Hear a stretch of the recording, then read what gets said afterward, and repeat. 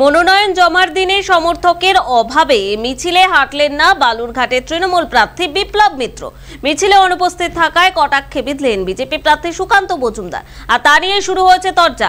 সোমবার বালুরঘাটে বিশাল মিছিল করে মনোনয়নপত্র জমা দেওয়ার কথা ছিল বালুরঘাটের তৃণমূল প্রার্থীর, কিন্তু বালুরঘাট হাই স্কুল ময়দানে তার অনুগামীরা পৌঁছলেও কোনো কারণে মনোনয়নপত্র জমা দিতে দেরি হয়ে যায় বিপ্লব মিত্রের। আর সেই কারণে তৃণমূল কর্মীরা দক্ষিণ দিনাজপুর জেলার সমাহর্তা কার্যালয় থেকে এক বর্ণাঢ্য শোভাযাত্রার আয়োজন করে। তৃণমূল মনোনীত লোকসভা প্রার্থী বিপ্লব মিত্র সেই মিছিলে যোগদান করেননি বলে সুকান্ত মজুমদারের কটাক্ষ। লোক কম হওয়ার কারণে তিনি মিছিলে যোগদান করেননি, যদিও জয়ের ব্যাপারে আশাবাদী বালুরঘাটের তৃণমূল প্রার্থী।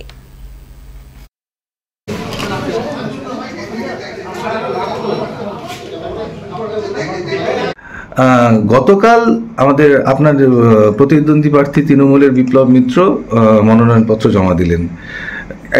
কথা ছিল যে তিনি র্যালি করে এসে মনোনয়নপত্র জমা দেবেন, কিন্তু কোনো এক অজ্ঞাত কারণে দেখা গেল যে তিনি র্যালিতে উপস্থিত থাকলেন না, পরে কর্মীদের পাশে গিয়ে দেখলেন। বিষয়টা আপনি কিভাবে দেখছেন? সবাই বলছে যে সংখ্যা খুব কম হয়েছে, মাথায় গুনলে 400 জন মতো লোক ছিল।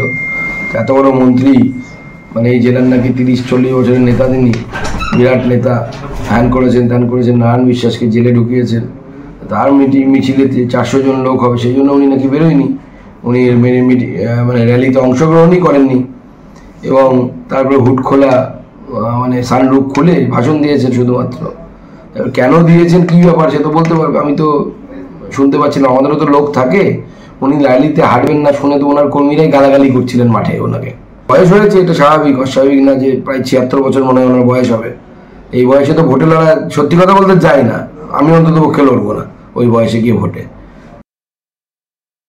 সারা বছর ধরে আমাদের দল এবং আমাদের রাজ্য সরকার কাজ করে এসছে, তো সেই জন্য স্বাভাবিকভাবে সারা বছর ধরে মানুষের সঙ্গে যোগাযোগের মধ্য দিয়ে আমরা চলি। তো আমরা খুব আশাবাদী সেই কারণেই যে মানুষ নিশ্চয়ই সারা বছর যাদের পায়, বিপদে আপদে সমস্ত মানুষ যারা পায় আমাদের মতো লোকদের, সুতরাং তারা নিশ্চয়ই এবারকার লোকসভা নির্বাচনে প্রচুর সমর্থনের মধ্য দিয়ে আমাদের ব্যাপকভাবে ভোট দিয়ে জয়যুক্ত করবে।